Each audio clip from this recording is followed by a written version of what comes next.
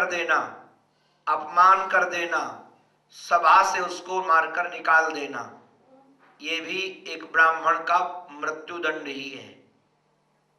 सबके विधान अलग अलग हैं, वही विधान का यहां प्रयोग किया गया। एक सूत्र आप महाभारत के आधार पर समझ लीजिए, किसी का अपने से बड़े का अपमान कर देना उसकी मृत्यु है, और अपने मुख से अपनी प्रशंसा का गान करना अपनी मृत्यु है। कभी भी भूल करके भी ना तो अपनी प्रशंसा करनी चाहिए अपने मुख से, ना अपने किए हुए कर्मों का गुणगान करना चाहिए। शुभ कर्म कभी गाना नहीं चाहिए। एक यहाँ राजा, बहुत बड़ा राजा, 100 अश्वमेध यज्ञ करने के बाद उसको इंद्र बनाया गया, स्वर्ग का राजा। जब वो स्वर्ग का राजा बनकर के गया तो उस पूर्व इंद्र का पद अभी खाली नहीं हुआ था, रिक्त नहीं था, कार्यकाल था उसका। अब उसको बैठालना था तो गद्दी में ही स्थान दिया, और स्थान से बैठ जाने के बाद बार बार उस इंद्र ने पूछा कि तुमने क्या क्या कर्म किए हैं, कौन से शुभ कर्म किए, तो बार बार बताता रहा। और बताते बताते ऐसा हुआ कि जो पुण्य के फल थे सब क्षीण हो गए। उसने धक्का मारा और कहा नीचे जाओ, पुण्य की पूंजी चली गई। तो जब हम अपने आप अपने किए हुए कर्मों को गाते हैं तो हमारे पुण्य क्षय हो जाते हैं, और पुण्य क्षय हो जाने के बाद अपना पतन है। तो भूल करके बड़ी सभा में कभी अपने से बड़े का अपमान न करें, और अपने मुख से अपनी प्रशंसा का गान न करें।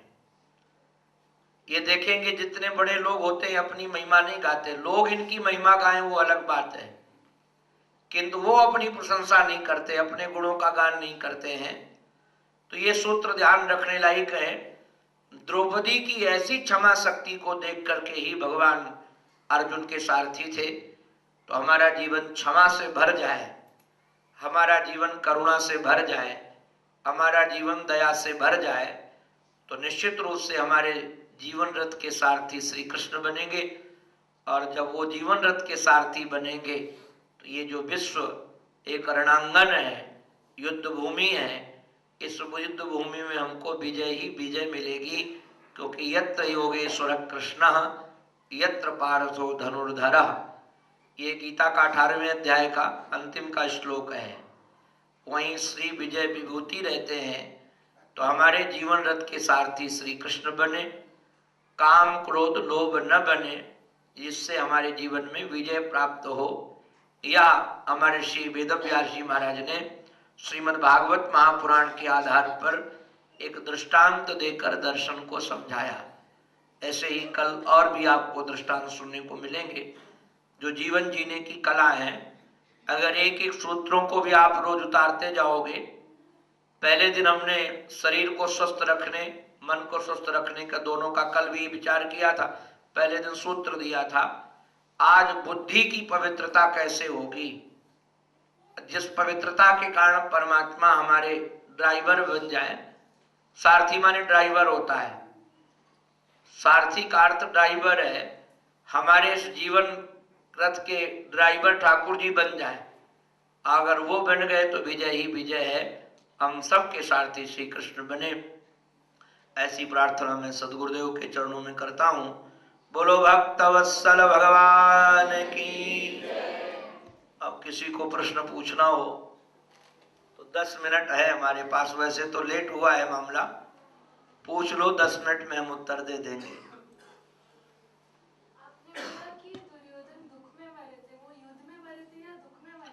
उनको एक श्राप लगा हुआ था कि तुम्हारे जीवन में सुख और दुख दोनों के क्षण एक साथ आएंगे। घायल तो हो गए थे युद्ध में, उनकी जंघा टूट गई थी युद्ध में, किंतु प्राण नहीं निकले थे। जब अश्वत्थामा पांडवों के बच्चों के सर लेकर के वो पहुंचे और कहा पांडवों को मार कर ले आए हैं, तो प्रसन्नता हुई, क्योंकि श्राप ये था कि दुख और हमारा सुख दोनों एक साथ आएंगे तब मरोगे। तो सुख तो आ गया सुन करके, किंतु जो बच्चों की लाशें देखी तो दुख हुआ, इसलिए दुख में मरे। दुख और सुख दोनों के संयोग से मरे, रणांगन में नहीं मरा था वो व्यक्ति। अच्छा, महाभारत का जो क्षेत्र था उस क्षेत्रफल से भी अलग उसका देहावसान हुआ था, और वह घायल तो हुआ था युद्ध में, किंतु मरा वो दुर्योधन धृतराष्ट्र के सामने। न हो तो आज पूर्णाहुति करो। हाँ बोलो बोलो। भगवान कौन है, कितने भगवान हैं, और भगवान और परमात्मा के क्या अंतर है?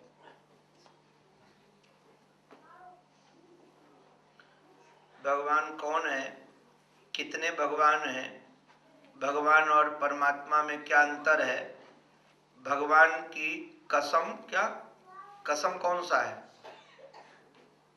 कोई, ठीक है। भगवान शब्द का जो अर्थ है पहले उसको समझ लो। जैसे धनवान शब्द है, विद्वान शब्द है, यशवान शब्द है, वैसे एक शब्द है भगवान। भग होते हैं 6, मैंने निवेदन किया था एक दिन। ऐश्वर्यस्य समग्रस्य, धर्मस्य यशसा श्रिया, ज्ञान वैराग्योश्चैव षड्नाम भग इतीर्णा। संपूर्ण ऐश्वर्य, संपूर्ण लक्ष्मी, संपूर्ण कीर्ति, संपूर्ण धर्म, संपूर्ण ज्ञान और वैराग्य जिनके जीवन में 6 है उसका नाम भगवान है। ये जिनके भी जीवन में आ जाएंगे, आपके जीवन में आ जाएंगे तो आप भी भगवान बन जाओगे, किंतु ये आना बहुत कठिन है। एक धर्म तो आना कठिन है, ये छठ आना, 6 आना तो बहुत कठिन है। इसलिए भगवान शब्द का प्रयोग ईश्वर के लिए किया जाता है, परमात्मा के लिए किया जाता है। संसार में भी जिनके जीवन में कुछ गुण नजर आते हैं तो उनके भक्त लोग उनको भगवान कहना प्रारंभ कर देते हैं, उनके भक्त कहते हैं। याद रखिएगा, चाटुकार लोग, आप बुरा मत मानिएगा इसको, वो चाटुकार लोग हमारे महाराज जी कहते थे कि दिल्ली स्वरोवा जगदीश स्वरोवा बोलते हैं कि तुम दिल्ली के ईश्वर नहीं जगत के ईश्वर हो। तो उनकी चाटुकारी से कहने से कोई भगवान बनने वाला नहीं है। भगवान एक, जो यहाँ परमात्मा शब्द का जो आपने प्रयोग किया है ये परमात्मा के लिए ही प्रयोग है, किंतु संयोग से जहाँ, जैसे उदाहरण के लिए आप लोग अन्यथा इसको भी न समझना, किसी की पत्नी बहुत सुंदर होती है तो उसका पति कह देता है कि तुम चंद्रमुखी हो।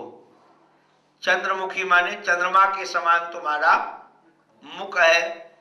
तो क्या चंद्रमा के समान मुख उसका कभी हो सकता है क्या? चंद्रमा की तुलना, क्योंकि चंद्रमा के प्रकाश में और पत्नी के मुख चंद्र के प्रकाश में बहुत अंतर है, किंतु उसके सौंदर्य को बखानने के लिए चंद्रमुखी कह दिया जाता है।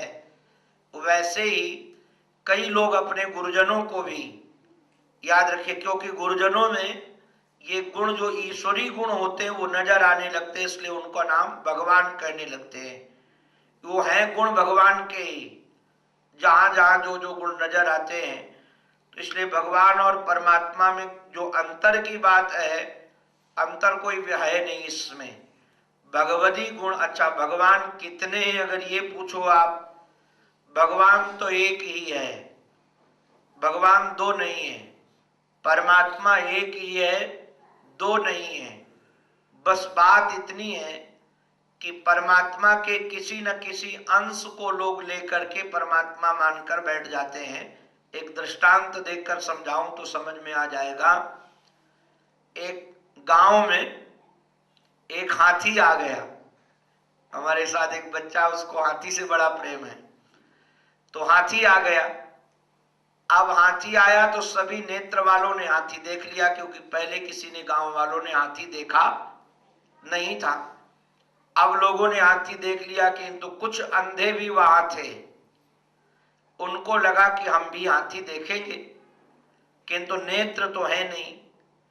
अंधों के जो देखने का, समझने का तरीका है वो त्वग इंद्री और कर्ण इंद्री है। भगवान जिसके नेत्र लेते उसको त्वग इंद्री और कर्ण इंद्री उसकी प्रबल कर देते हैं। मैंने तो ऐसे देखा है, एक दिन मैं किसी भिखारी को देखा कि भिखारी रुपया जो बड़े बड़े कोई चढ़ाता है उसको दूसरी जेब में रखता है, छोटे नोट रखता है उसको दूसरी जेब में रखता है। तो मुझे शंका हुई कि ये व्यक्ति अंधा नहीं है, क्योंकि ऐसे नोटों का कैसे पता चलेगा। मैंने एक दिन क्या किया कि कागज में 100 लिखा, कागज 100 के बराबर कागज फाड़ा और कागज फाड़कर उसके कटोरे में डाला। तो भिखारी ऐसे ऐसे पकड़ करके बोला कि कागज डालते हो लिख करके। तो मुझे लगा कि इसको नेत्र निश्चित रूप से है। मैंने अपने कई लोगों को कहा कि ये झूठ बोलता है, अंधा नहीं है, ये झूठ बोलता है। बाद में पता चला कि सचमुच में वो अंधा था। अभी हमको गलती का एहसास हुआ, उससे मैंने बाद में गलती भी मांगी। मैंने कहा तू अंधा नहीं, झूठा है। उसने कहा मैं अंधा हूं। हमको तो मानने को विश्वास नहीं, क्योंकि प्रमाण इस ढंग के थे। तो बाद में मुझे पता चला जब शास्त्रों का अध्ययन किया कि जो अंधा होता है उसकी त्वग इंद्री बड़ी प्रबल हो जाती है। वो स्पर्श से बता देगा कि कौन आया, कानों की आहट से बता देगा कि कौन आया है, उसके पैर की ध्वनि, क्योंकि कर्ण इंद्री प्रबल हो जाती है। तो वह अंधों ने कहा कि हमको देखना है अपने हाथी को। सब आ गए, महावत को कहा गया हाथी बैठाल दो। अंधे देखने लगे। एक अंधे के हाथ में लग गया हाथी का पैर। तो उसने महाराज ऐसे लंबा हाथ करके ऐसे करके देखा। उसने कहा बिल्कुल हाथी खंभे जैसा होता है। खंभे का ज्ञान तो था ही उसको। एक उसके कान को पकड़ कर कहने लगा निश्चित रूप से हाथी सूप जैसा होता है। एक के अंधे के हाथ में आई पूंछ उसकी। उसने पूंछ को पकड़ करके अनुमान लगा लिया कि जैसे झाड़ू लगाई जाती है ना, झाड़ू जैसा हाथी होता है। एक ने उसके पेट में ऐसे हाथ घुमाया, बोले जैसे ढोलक होती है ना, उसी ढोलक का बड़ा आकार का हाथी होता है। अब जो जो पदार्थ देखें उसी का तो अनुमान हम करेंगे। जैसे कोई नया फल खाते हैं, नाम पता नहीं होता, तो कोई पूछता है इसका स्वाद कैसा है, तो हमने जो फल कभी खाए होते हैं उसका अनुमान ज्ञान करते हैं। जैसे आज एक फल खा रहे थे, ब्लैकबेरी, क्या बोलते हैं भाई, ब्लैकबेरी, तो खा रहे थे। तो किसी ने पूछा क्या इसका स्वाद सहसूत जैसा है क्या? सहसूत एक अपने कानपुर में एक फल आता है। हमने कहा नहीं, थोड़ा फर्क है, क्योंकि दोनों हमने खाए हैं। तो दोनों खाने के कारण अगर हमने सहतूत न खाया होता तो हम नहीं बता पाते कि कैसा स्वाद होता है। तो अनुमान ज्ञान किया जाता है जब भी इन प्रकार की बातें होती हैं। अंधों ने अपने अपने आधार पर हाथी को देख लिया। हाथी के जाने के बाद सब झगड़ने लगे, और एक कहता था कि मैंने हाथी को अच्छे ढंग से देखा है, समझाए हाथी खंभे जैसा होता है। दूसरे ने कहा सूप जैसा होता है। तीसरे ने कहा झाड़ू जैसा होता है। चतुर्थ ने कहा ढोलक जैसा होता है। ये सब झगड़ रहे थे, और झगड़ते झगड़ते मारपीट की नौबत आ गई, क्योंकि सब लोग अपने प्रमाण में पक्के थे। किंतु एक नेत्र वाले ने आकर के उनको कहा कि आप लोगों ने एक एक अंग देखे हैं, हाथी तो बहुत विशाल होता है। ऐसे परमात्मा के बारे में जितने मजहब बने हुए हैं, ये एक एक गुण को लेकर के बैठे हैं। कोई उसके निर्गुण निराकार को लेकर बैठ गया तो कहता है ईश्वर परमात्मा केवल निर्गुण निराकार होता है, वह सगुण साकार नहीं होता है। सगुण साकार वाले कहते निर्गुण निराकार नहीं होता, केवल साकार ही होता है, कृष्ण राम के रूप में ही है और कोई ईश्वर नहीं है। ऐसे कोई लोग कहते हैं आकारवान बन नहीं सकता है। कैसे बनेगा आकारवान? इसलिए मूर्तियां पूजा सब बेकार हैं। ये जितने जितने लोग एक ईश्वर को अपनी बुद्धि में कैद करना चाहते हैं, याद रखिए वो ईश्वर को जानते ही नहीं है। मुझे एक बड़ा अच्छा दृष्टांत लगता है पूज्य स्वामी श्री विवेकानंद जी का। विवेकानंद जी प्रातःकाल दरिया के किनारे, समुद्र के किनारे घूम रहे थे। दो बालक झगड़ रहे थे। दो बालक आपस में झगड़ रहे थे, मारपीट कर रहे थे, छोटे छोटे बच्चे थे। पूज्य स्वामी विवेकानंद जी महाराज वहां गए और जा करके उन्होंने बच्चों को कहा, रे बच्चे तुम झगड़ते क्यों हो, छोटे छोटे, तुम्हें क्या चाहिए? तो एक बच्चा हंस करके बोला, बाबा जो मुझे चाहिए वो दोगे? उन्होंने कहा जो चाहिए सो दूंगा। सोचा चॉकलेट मांगेंगे बच्चे और क्या मांगे, कोई वस्तु के लिए झगड़ रहे होंगे। तब तक एक बच्चे ने अपने पैंट की जेब से एक छोटा सा प्याला निकाला और प्याला निकाल करके बोले, बाबा जो तुम हमको देना चाहते हो तो एक काम करो, ये सारा का सारा दरिया इस प्याले में भर दो। स्वामी जी बोले, दरिया प्याले में नहीं भरा जा सकता है। उस बालक ने कहा, यदि दरिया प्याले में नहीं भरा जा सकता तो बाबा इस छोटी सी बुद्धि में परमात्मा भी भरा नहीं जा सकता है। परमात्मा का आकार इतना विशाल है, इतना विशाल है कि हमारी आपकी तुच्छ बुद्धि उसके संपूर्ण वर्णन करना हमारे बस का नहीं है। तो जितने भी हम वर्णन करते हैं किसी अंग विशेष को देखकर, जितनी हमारी कैपेसिटी है, जितना हम देख सकते हैं, जैसे उन अंधे ने जितना देखा, जितना हम विचार कर सकते हैं, इसलिए श्रुति वेद कहते हैं परमात्मा के बारे में, परमात्मा अवांग मनस गोचर है। अवांग मनस गोचर माने ये न तो वाणी का विषय बनता है पूरा और न मन का विषय बनता है। वाणी उसको गा नहीं सकती है। वाणी बाद में परमात्मा के विषय में नेति नेति कह करके मौन हो जाती है, न इति न इति न इति करके मौन हो जाती है। तो परमात्मा को जितने लोग वर्णन करते हैं, जितने संप्रदाय प्रांत हैं, वो एक परमात्मा के गुण विशेष को लेकर के, किसी ने दया गुण देख लिया, करुणा देख दिया, उन्होंने अपनी बात बना दी, कहा कि ईश्वर का यही धर्म है। किसी ने उनको देख लिया कि सहिष्णुता के गुण से भरे हुए हैं, तो उन्होंने वो गुण बना दिया परमात्मा का। तो ये इसके परमात्मा की सीमा